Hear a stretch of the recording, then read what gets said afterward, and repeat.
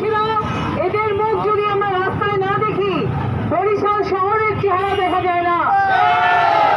এই মানুষেরা যদি বরিশাল শহরটাকে পরিষ্কার না রাখতেন, আজকে বরিশাল সেই যতটুকু এই শহরটা সুন্দর আছে, সেটা এইখানে যে মানুষরা দাঁড়িয়ে আছেন তাদের জন্য আছে, তাদের কারণে আছে।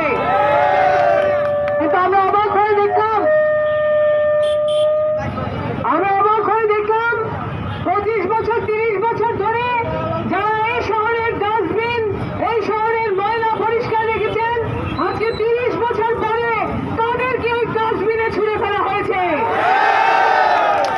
30 বছর 35 বছর এই মানুষগুলিকে পরিশ্রম করিয়ে আজকে তাদের জায়গা হয়েছে রাস্তা করে।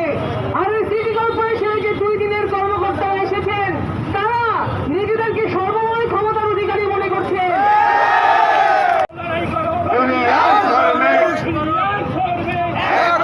বন্ধুগণ, আজকে যদি আপনারা হাতে ময়লা না লাগান, তাহলে বরিশাল শহর এটা কি কোনো বাসযোগ্য শহর থাকবে? আজকে আপনাদেরকে মনে করছি তুচ্ছ, আপনাদেরকে মনে করছি অপ্রয়োজনীয়। আমরা খুব পরিষ্কার করে বলতে চাই, আমরা দয়া চাইতে আসি নাই। শ্রম আইনে বলা আছে 6 মাস যদি চাকুরির বয়স হয়, তাহলে সেই শ্রমিককে পার্মানেন্ট করতে হবে।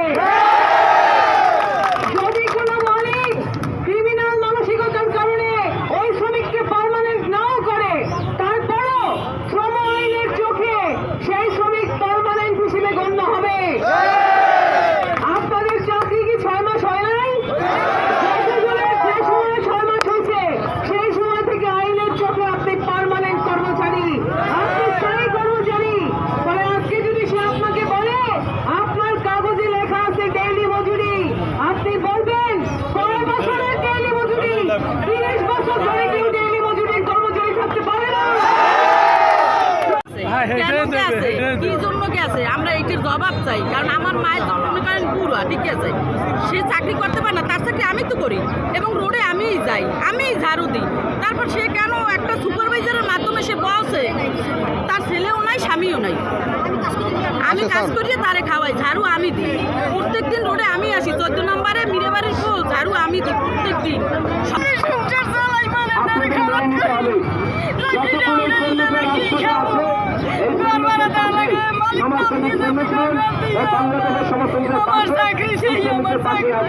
এদের সাথে